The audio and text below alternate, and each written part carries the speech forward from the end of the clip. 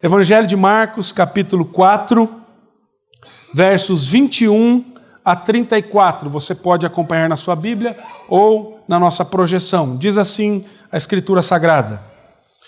Também lhe disse: vem porventura a candeia para ser posta debaixo do alqueire ou da cama?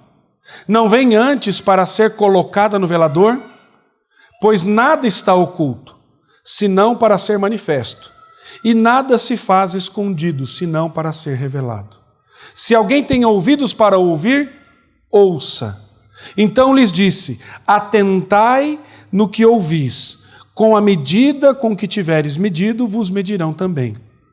E ainda se vos acrescentará, pois ao que tem se lhe dará, e ao que não tem, até o que tem lhe será tirado.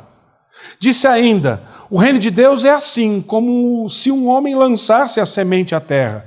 Depois dormisse e se levantasse de noite e de dia, e a semente germinasse e crescesse, não sabendo ele como.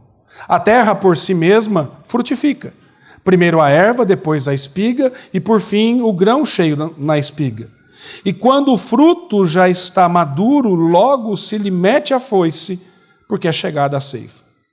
Disse mais: ao que assemelharemos o reino de Deus? Ou com que parábola o apresentaremos? É como um grão de mostarda que, quando semeado, é a menor de todas as sementes da terra.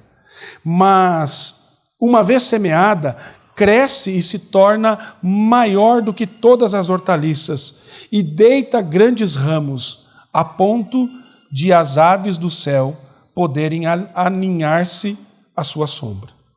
E com muitas parábolas semelhantes, lhes expunha a palavra conforme o permitia e a capacidade dos ouvintes. E sem parábolas não lhes falava, tudo, porém, explicava em particular aos seus próprios discípulos. Vamos orar mais uma vez?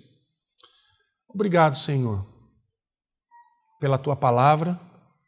Obrigado pela bênção de estar com os meus irmãos depois de um tempo de refrigério, de um tempo em família e retornar à família da fé para partilhar aquilo que o Senhor tem colocado no meu coração. Que o Senhor seja um instrumento nesta manhã e que eu apenas seja um instrumento do Senhor nas Tuas mãos para falar ao coração dos meus irmãos. Que as palavras dos meus lábios, que o meditar do meu coração sejam agradáveis na Tua presença, meu Senhor, minha rocha, meu Redentor, em nome de Jesus. Amém. Querido, eu gostaria que você, nessa manhã, imaginasse comigo e tivesse uma imagem do reino de Deus. E você pintasse esse quadro. Mas eu pediria que você fosse honesto por um momento. Sabe por quê, queridos? Porque há momentos que parece que Deus nos confunde, não é verdade? Você já passou por isso? Que alguns momentos parece que as coisas são confusas. Há momentos em que se nós formos honestos, nós teríamos que dizer assim: eu estou lutando com dúvida. Eu tenho dúvida de algumas coisas. E existe um momento em que parece que as coisas que você faz, as coisas que nós fazemos em nome de Deus, parece que não faz diferença. E nós devemos ser honestos nesses momentos sobre a nossa luta da fé. Porque você vai ter lutas com fé. Isso faz parte da nossa vida. E sabe por quê, meu querido? Porque a Escritura certamente é assim também. A Escritura não esconde isso na vida dos santos e servos do Senhor, que lutaram com fé, com dúvidas. Enquanto eu pensava nessas parábolas que nós vamos olhar nessa manhã, eu pensei em dois nomes, dois servos do Senhor que passaram por isso. O primeiro deles é Elias, um profeta de Deus. Elias, um grande profeta de Deus, um homem de Deus extraordinário, que teve, através da sua vida, realizou coisas impressionantes. E você, muito provavelmente, lembra da história de Elias. Se você não lembra, eu quero relembrá-lo. Elias, ele teve um confronto enorme, porque ele é contestado pelos profetas de Baal.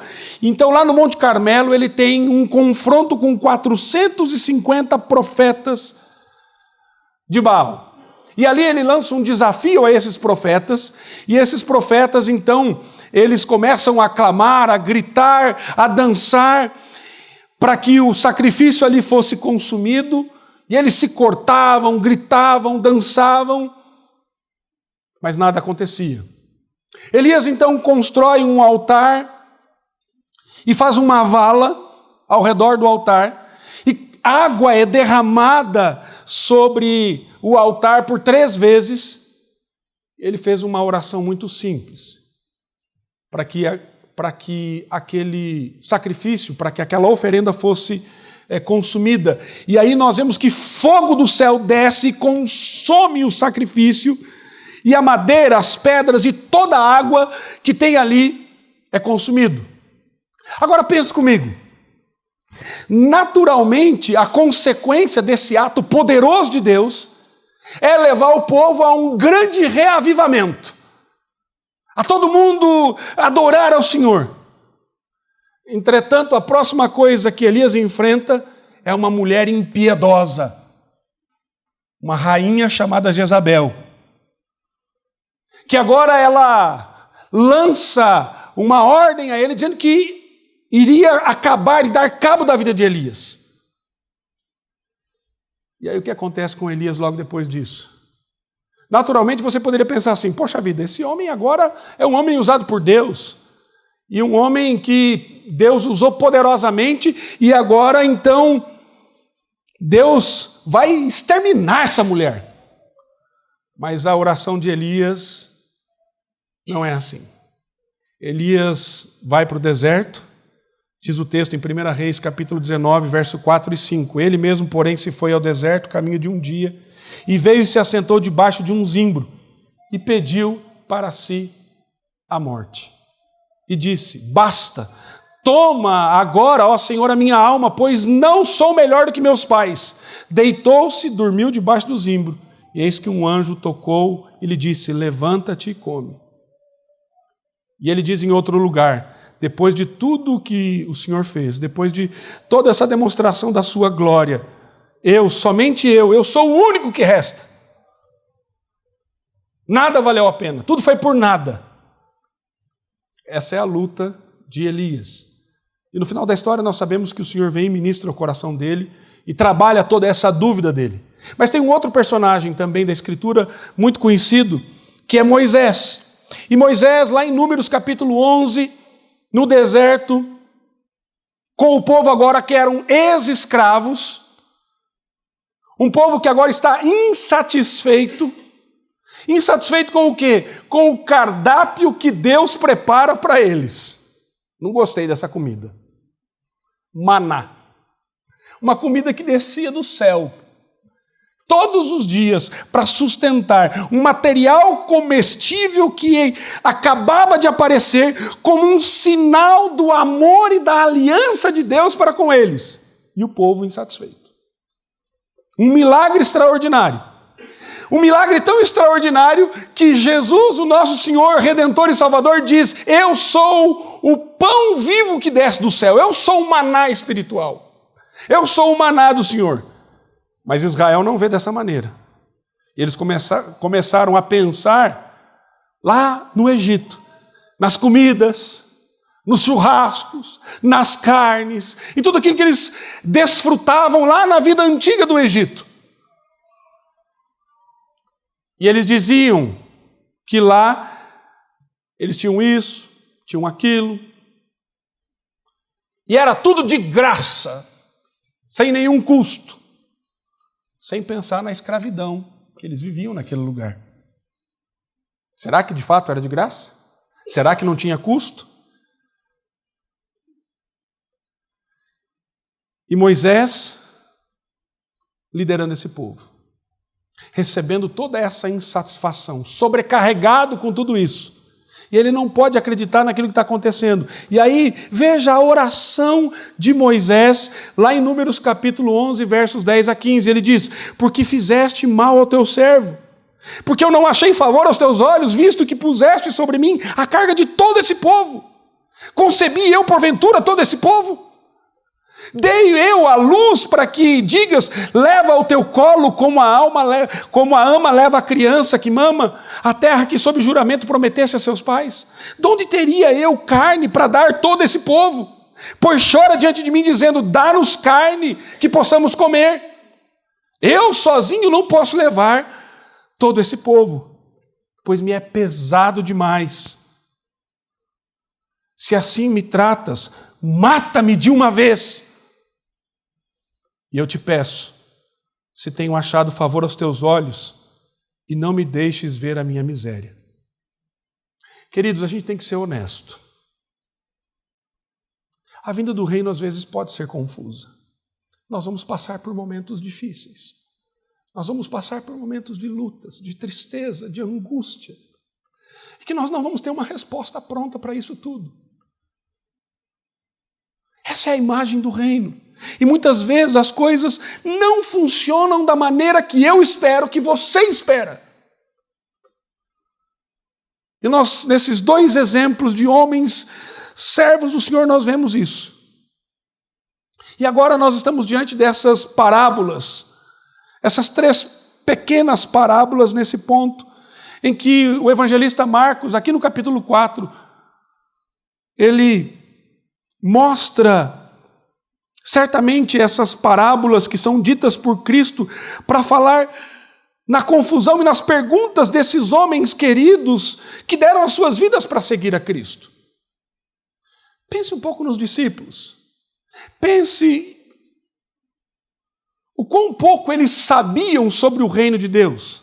Pense em como pode ter sido confuso para eles assistir tudo aquilo que eles estavam vendo. E a certa altura, multidões seguindo a Cristo. E num outro momento, num outro ponto, vendo Cristo ser rejeitado pela sua própria família. Saber que os fariseus agora se propuseram a destruir a Jesus. E eles não têm uma ideia clara para onde a história está indo, como Jesus tinha. Eles não têm uma ideia de que aqueles que estão seguindo, que aquele que eles estão seguindo, claramente, eles não têm essa ideia plena e clara que é o Cordeiro de Deus que tira o pecado do mundo. E que em breve ele vai oferecer a sua vida em sacrifício. Eles nunca poderiam ter descoberto, eles nunca poderiam ter pensado em algo que fosse a provisão definitiva de Deus, porque como nós, eles não podiam escrever a história antes do tempo. E assim Cristo fala nessas parábolas, nesse momento, em meio a toda essa confusão ao coração deles.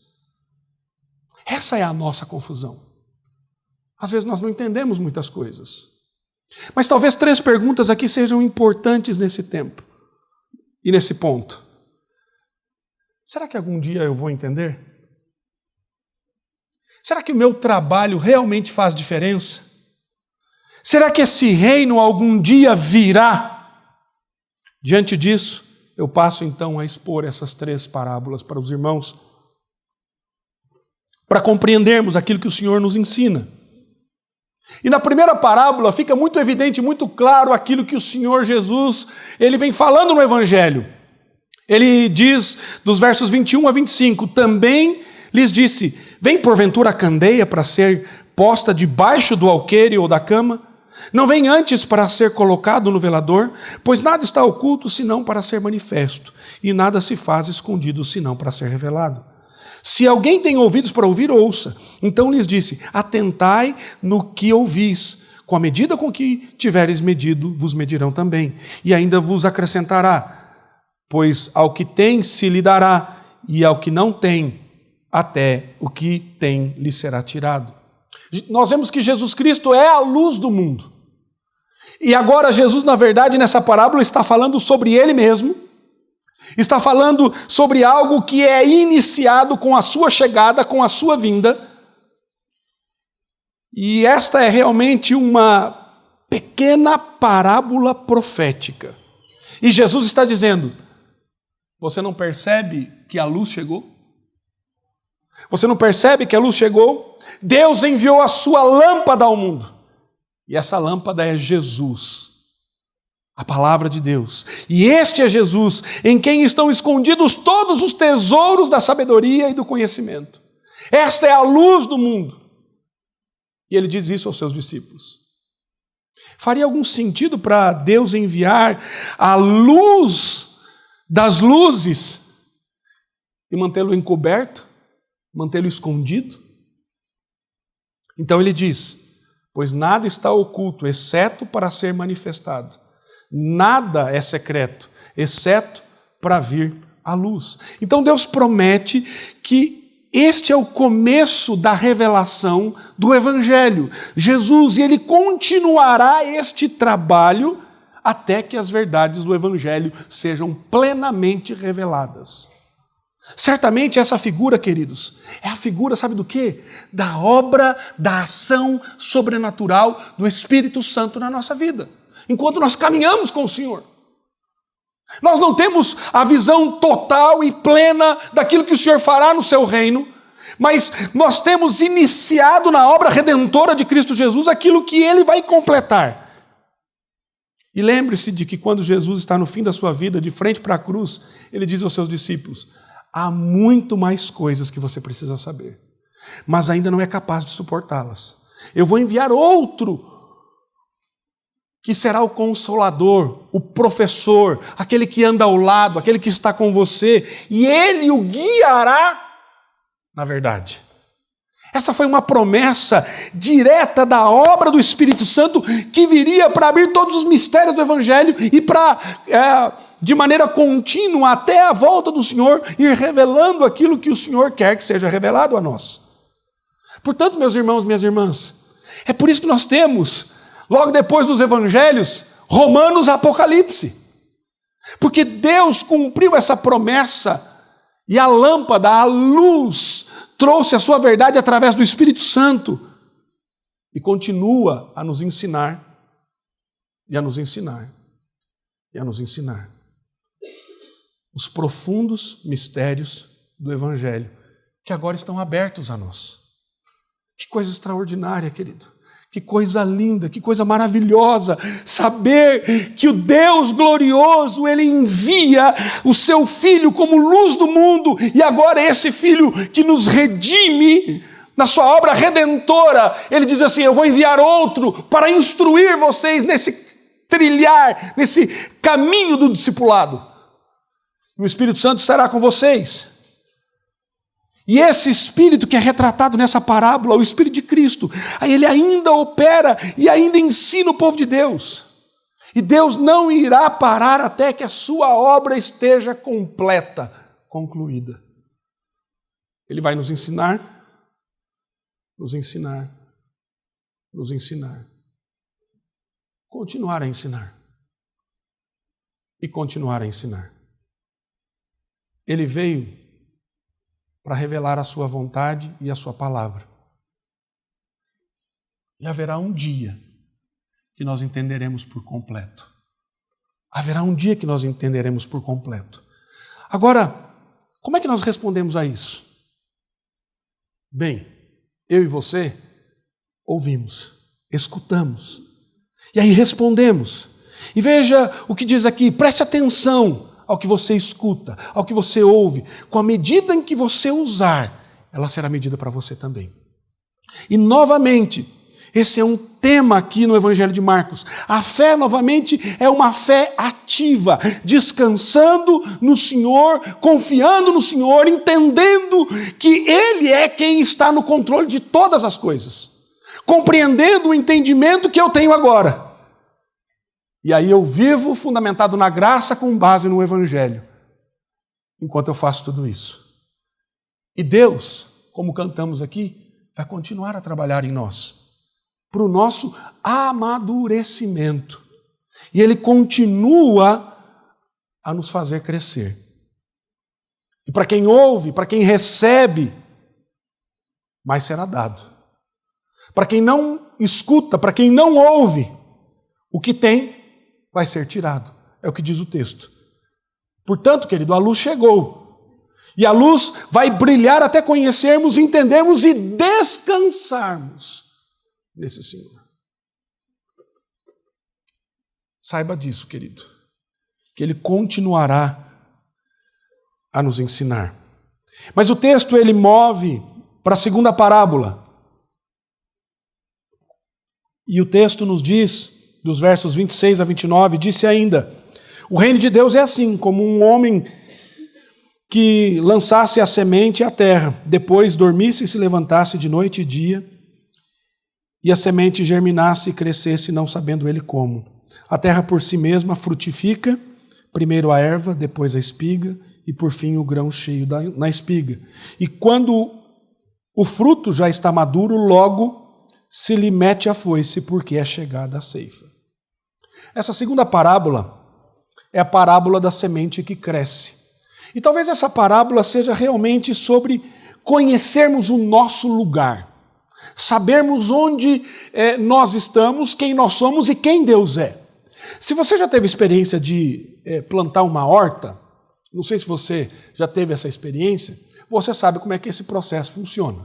Eu me lembro de quando fui diretor do Desafio Jovem lá em Rio Claro, uma das coisas que até me entristece num certo sentido, porque a horta que eu plantei já não existe mais, eles plantaram uma outra. Mas você sabe como funciona esse processo, né? E aqueles que têm filhos, com certeza, filhos pequenos, em idade de escola, já fizeram aquela experiência de plantar o feijãozinho no algodão. E com certeza absoluta, no dia seguinte o seu filho foi lá e vai falar assim: mamãe, papai, não deu certo. Não funcionou. Porque não nasceu nada. Né? E talvez a gente seja assim, queridos, como os nossos filhos, que de um dia para o outro, quando vão ver a sementinha no algodão, não cresceu, não germinou, e você fala assim: não funcionou. Mas talvez a gente seja assim para com a obra de Deus na nossa vida, porque a gente acha que a coisa tem que ser imediata, que tem que ser rápido. E nós temos essa mentalidade, às vezes, de jardim da infância, querendo que as coisas sejam imediatas. E certa vez eu escutei, vou ver se eu não erro as palavras, eu escutei de um filósofo dizendo que hoje nós vivemos a miogilização da cultura. Sabe o que é isso? Miojo 3 minutos. Não é não? Ou, mais rápido, esquenta a água, cup noodles, joga lá e está pronto. Agora, e aí ele fala assim que nós vivemos a despamonhalização da cultura. Já fez pamonha? Pamonha você não faz em 3 minutos, pamonha é um processo. Eu já vi lá que a mãe da Josi já se mexeu lá, né? Falou, faz muita pamonha lá em Minas, né? Então veja, pamonha é um processo longo, árduo, que você tem que ir lá colher o milho ou comprar, mas depois tem que descascar todo, debulhar o milho e vai lá e fazer todo aquele processo. É um processo longo. Mas hoje, na cultura que nós vivemos, nós somos imediatistas, queremos as coisas rápidas, imediatas, nesse momento. Então, eu não posso esperar até amanhã, Deus, tem que ser agora. E alguns têm a audácia de dizer assim, eu determino que o Senhor me dê uma resposta agora, porque é meu direito. Será que esse é o nosso lugar? Será que esse é o evangelho da Escritura? Será que é assim que nós temos que responder ao Senhor por essa graça redentora que Ele nos dá? Não é isso que nós vemos aqui. Então você luta com isso, sendo esposo, sendo esposa. Você luta com seus filhos. Você luta com isso quando você compartilha o evangelho com alguém. Você luta com isso quando você olha para a igreja. Você luta com isso quando você olha para o mundo que nós vivemos, porque nós não conseguimos ver os resultados imediatos daquilo que fazemos.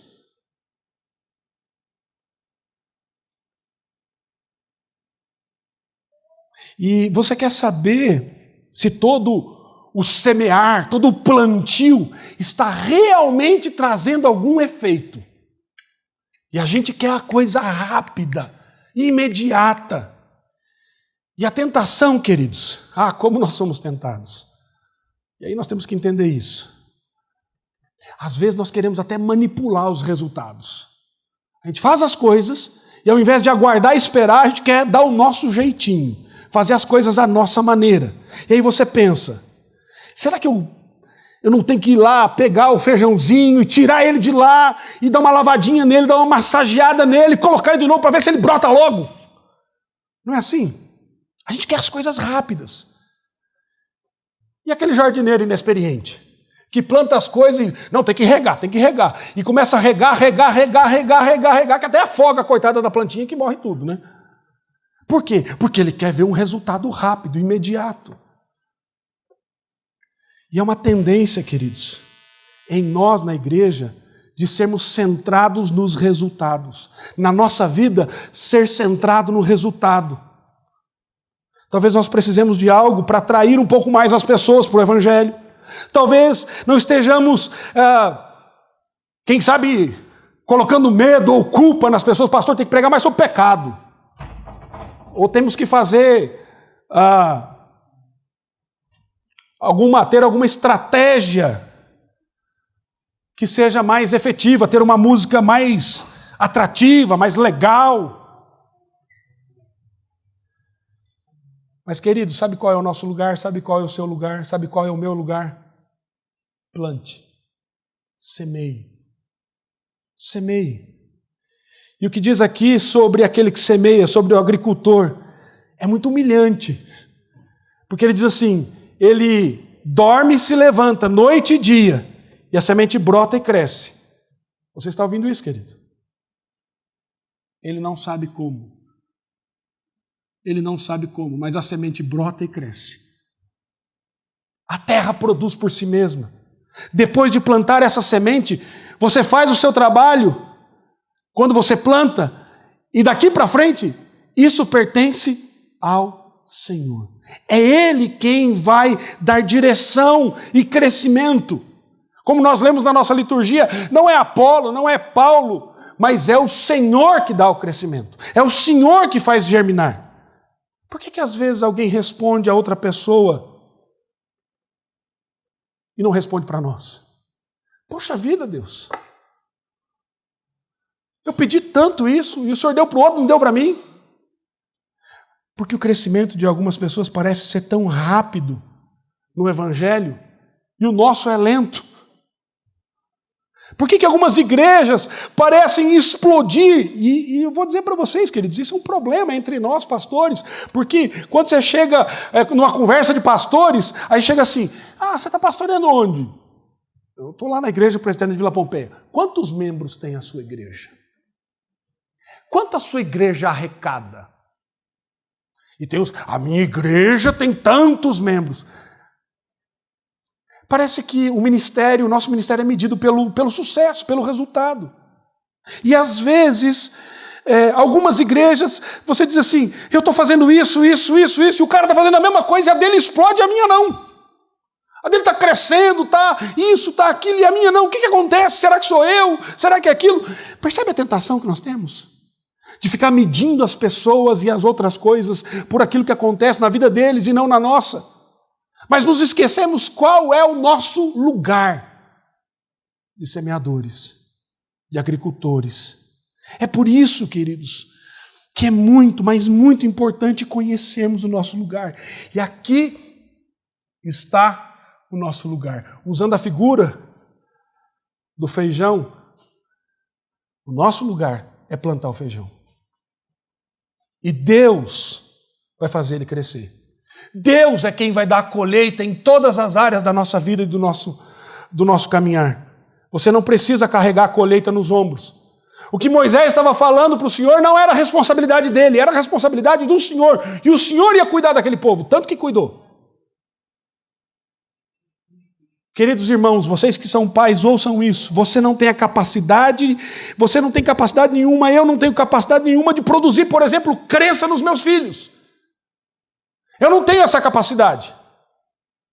Nenhuma capacidade disso. Quem vai fazer com que eles creiam é o Senhor. Nós somos apenas condutores da graça de Deus na vida dos nossos filhos. Meus irmãos, minhas irmãs, você não tem nenhuma capacidade de argumentar com uma pessoa sobre o reino de Deus. Porque quem faz isso na sua vida é o Espírito Santo, através de você. Talvez você tenha o pensamento consciente ou inconsciente: eu vou fazer com que os meus filhos sejam crentes. Essa não é a minha tarefa. Essa não é a sua tarefa. Nós devemos conhecer o nosso lugar. Porque se não o fizermos, queridos, faremos coisas que distorcem as próprias sementes do evangelho que estamos plantando. Nós devemos conhecer o nosso lugar. Você planta a semente. Você não sabe como ela cresce, mas a terra vai produzir por si mesma. E o seu trabalho é importante, mas a colheita pertence ao Senhor. É Ele quem vai fazer crescer. E por último, a parábola do grão de mostarda. Disse mais: aqui assemelharemos o reino de Deus. Ou com que parábola o apresentaremos? É como um grão de mostarda que, quando semeado, é a menor de todas as sementes sobre a terra. Mas uma vez semeada, cresce e se torna maior do que todas as hortaliças. Deita grandes ramos, a ponto de as aves do céu poderem aninhar-se à sua sombra. Essa terceira parábola, a parábola do grão de mostarda, a parábola da mostarda, nós vemos aqui os discípulos ouvindo a mensagem do reino de Deus. E eles estavam convencidos de que o reino final estava chegando. E aqui nós temos que tentar entender o contexto e a conversa dos discípulos. Os discípulos de Jesus, na verdade, eram poucos. Aqueles que assumiram, de fato, um compromisso de pagar o preço do custo do discipulado era um número reduzido. Nós temos que lembrar que uma grande multidão seguia Jesus atrás de Cristo porque queriam ver os milagres, queriam ser sustentados, queriam ser curados por Jesus. Ficavam impressionados com o poder de Cristo. Mas quando o ensino do Evangelho ficava difícil, a multidão se dissolvia e restava apenas esse pequeno grupo de seguidores, de discípulos. E seria tentador pensar. E às vezes a gente pensa assim: é isso? Será que esse é o reino? Só isso aqui? É isso que vai ser de nós? E às vezes parece que a gente se sente assim também. E se você olhar para o evangelho que nós vivemos hoje, para o nosso país, você vê tanta coisa esquisita, tanta coisa estranha, e você fala assim: isso aí, essa turma aí não é crente, não. Acho que é só a gente mesmo. Deus, será que é só isso? E aí nós temos a tentação de dizer assim: só nós somos os verdadeiros discípulos. E Jesus, ele nos diz assim: deixe-me dizer uma coisa. Esse pequeno grupo de seguidores fiéis, discípulos comprometidos, o meu reino vai se espalhar por toda a terra. E vai transformar o mundo.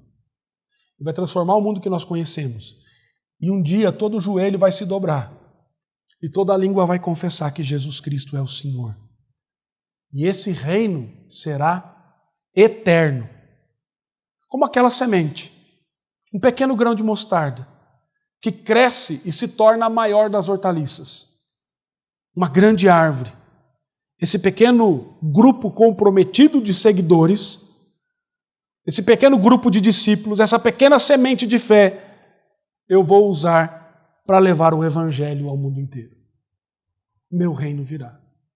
Sabe, meus irmãos, algo que o Senhor tem falado ao meu coração é sobre o lugar em que estamos. Onde o Senhor nos colocou. Nós não somos uma mega igreja e nem precisamos. Mas o Senhor nos colocou neste lugar com um propósito: proclamar as virtudes daquele que nos chamou das trevas para a luz. Ele nos deu uma semente e nós temos que semear nesse bairro. Nós temos que semear a palavra do Senhor. Sabe por quê, queridos? Porque nós não conseguimos mensurar olhando para números, olhando para resultados. Nós não conseguimos entender o reino de Deus E esse reino de Deus, ele vem de uma pequena semente,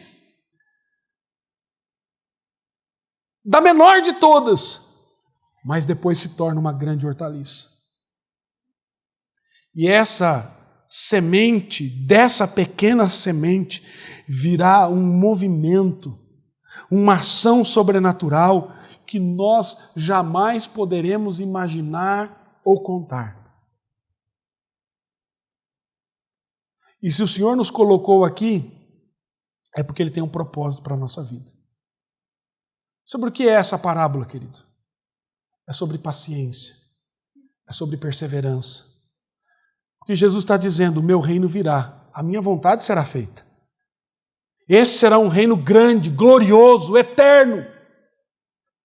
Portanto, tenha fé. Seja paciente. Seja perseverante. Porque esse é meu propósito para a sua vida. Esse é o propósito que eu tenho para cada um de vocês. E Marcos termina essa sessão com um comentário editorial de que Jesus continua falando em parábolas. Que essas parábolas realmente iriam peneirar as multidões. Que elas cegariam os olhos daqueles que não acreditavam e elas iam colocar perguntas profundas no coração dos discípulos que criam, e Jesus iria lhes dar a explicação e a revelação disso. Quanto a muitas coisas que vemos do Senhor, será que nós vamos compreender tudo? Quanto a tudo aquilo que o Senhor faz na nossa vida, será que nós vamos entender tudo? E eu trago uma verdade para você, querido, segundo a Escritura.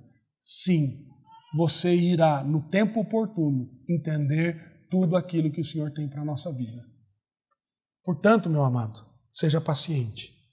Porque haverá um dia em que você olhará para trás e dirá, Deus, Senhor, amado da minha alma, eu consigo entender o seu plano.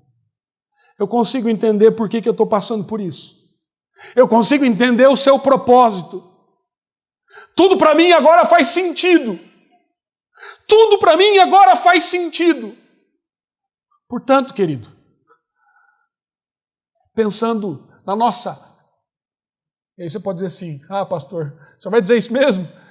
Pensando na nossa leve e momentânea tribulação. Não pense que isso é em vão, meu amado. Não deixe a tentação do seu coração pecaminoso levá-lo para longe do Senhor. Às vezes vai parecer confuso, sim, mas fique em paz. Descanse no Senhor, porque Ele, no momento oportuno, vai revelar a cada um de nós qual é o propósito dele. Talvez para alguns agora, amanhã, mês que vem. Talvez não entendamos até a volta do Senhor Jesus. Mas um dia, fique certo disso, que tudo de fato será revelado. E nós poderemos de fato olhar para a nossa vida e dizer assim, vale a pena servir ao Senhor. Você pode ter uma mentalidade de evento do Evangelho, porque está plantando sementes. E no minuto que você planta essa semente do Evangelho, o seu trabalho está concluído. Não pense que o seu trabalho vai além disso. Por isso eu tenho que confiar no Pai Celestial, porque é Ele quem controla a colheita. Por isso eu tenho que ser paciente. Por isso nós temos que perseverar. Porque Deus está trabalhando em cada um de nós, para que a glória dele seja manifesta no momento oportuno, na hora em que Ele quiser. Que Deus sustente você, meu querido. Que Deus fortaleça a sua vida, para que sejamos fiéis ao Senhor em tudo aquilo que Ele deseja para nós. Que Deus nos abençoe em nome de Jesus. Amém.